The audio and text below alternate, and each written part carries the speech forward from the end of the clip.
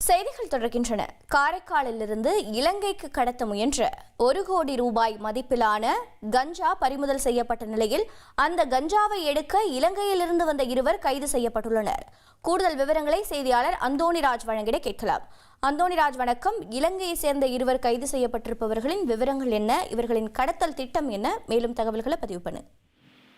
புதுச்சேரி மாநிலம் காரைக்கால் மாவட்டம் கோட்டுச்சேரி பகுதியில் உள்ள லட்சுமி நகரில் கடந்த 16ஆம் தேதி ஒரு வீட்டில் இலங்கைக்கு கடத்துவதற்காக பதுக்கி வைத்திருந்த 300 கிலோ கஞ்சாவை கடலோர பாதுகாப்பு குழும ஆய்வாளர் பிரவீன்குமார் மற்றும் ஆய்வாளர் மரிய கிருஷ்ணன் பால் தலைமையான போலீசார் கைப்பற்றினர். மேலும் கடத்தலில் ஈடுபட்ட திருவாரூர் மாவட்ட மன்னார்குடியைச் சேர்ந்த திலீப் மற்றும் கடலூரைச் சேர்ந்த குமரவேல் ஆகிய இருவரை கைது செய்து 1 கோடி ரூபாய் மதிப்பிலான 300 கிலோ கஞ்சாவை பறிமுதல் செய்தனர்.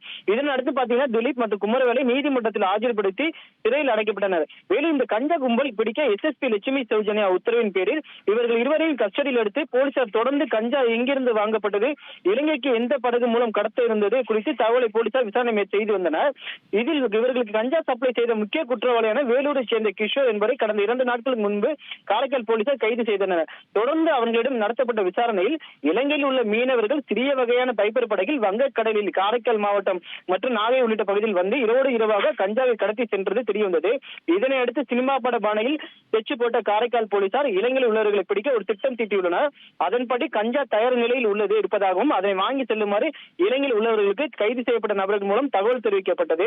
இதனை நம்பிய இலங்கையைச் சேர்ந்த கடத்தல்காரர்கள் 2 பேர் நேற்று நள்ளிரவு இலங்கையில் இருந்து சுமார் 30 நாட்டிகள் மைல்கள் கடந்து காரைக்கால் அருகே உள்ள கீழே கஸ்தாகுடி மீனவ கிராம கடற்பகுதிக்கு வைப்பர் படகில் வந்தனர்.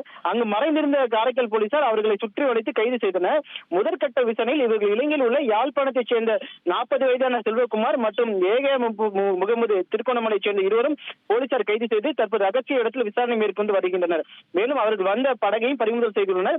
தற்போது இந்திய கடலோர காவல்படை அதிகாரிகளும் அவர்களிடம் விசாரணை செய்து வருகின்றனர்.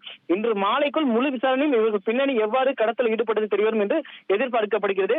தற்போது இலங்கையில் நாட்டைச் சேர்ந்த இருவர் கைது செய்யப்பட்டது பெரும் பரபரப்பை ஏற்படுத்தியுள்ளது. விவரங்களுக்கு நன்றி அந்தோணிராஜ்.